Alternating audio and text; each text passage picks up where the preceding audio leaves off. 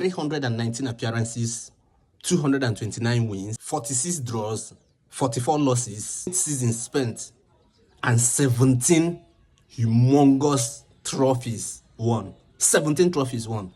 That is Kai Walker. And he's been underrated time and time and time again. I don't think Kai Walker is being given the respect he deserves, maybe in terms of his standing in the Premier League and in football history, in the record books. 17 trophies for one defender. When was the last time a Premier League defender had that kind of achievement? In 8 seasons. 8 seasons, 17 trophies.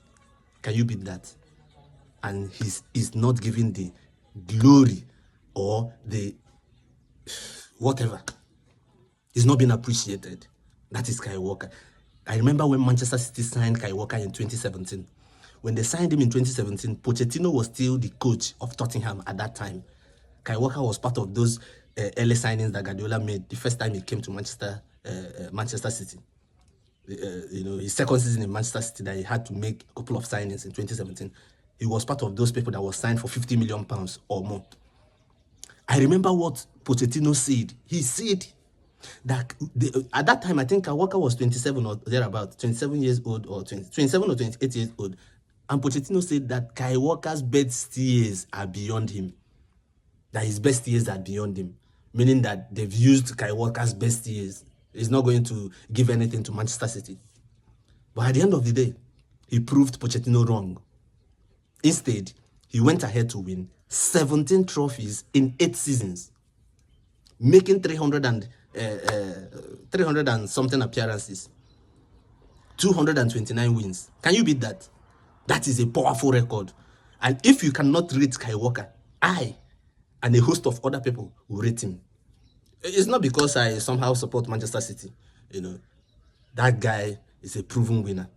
Whatever shenanigans that is going on, whatever thing that went through, yes, I believe age is on his side. It's time, the right time for him to leave Manchester City, and seek greener pastures elsewhere.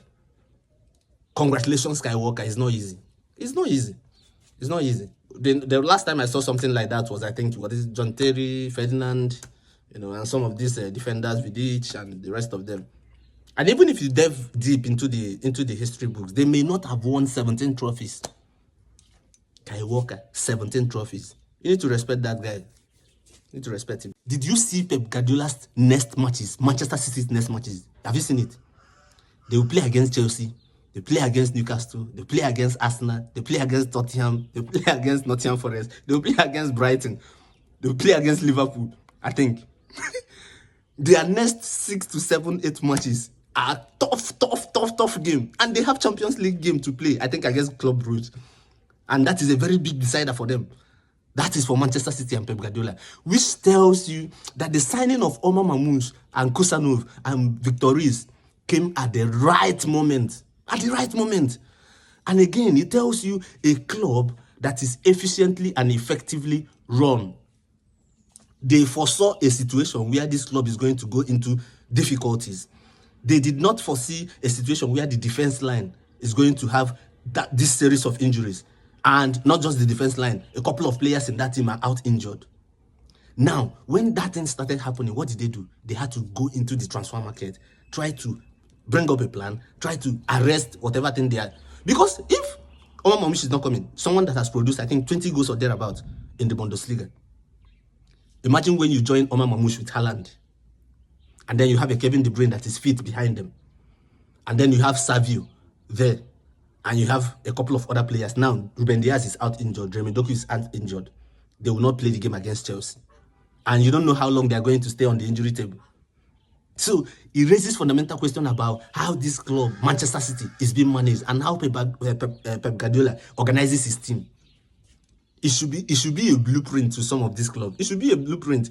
The first club is Manchester United. It should be a blueprint to Manchester United. Traveling from Old Trafford to Etihad is not hard. It's not tough. It's not a long journey.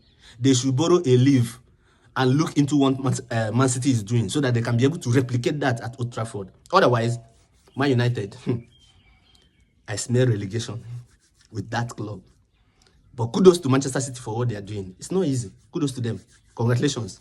But let's see how it's going to be, because making all this signing doesn't all overnight, all of a sudden translate to winning matches or winning games or winning points. They are still going to put in the work. But I trust the Pep Guardiola to get it right. They put in the work. They've always done that. They've always proven themselves. They've always come back from these issues time and time and time again. They've won the Premier League on multiple occasions, coming from behind. So let's see how this season is going to turn out.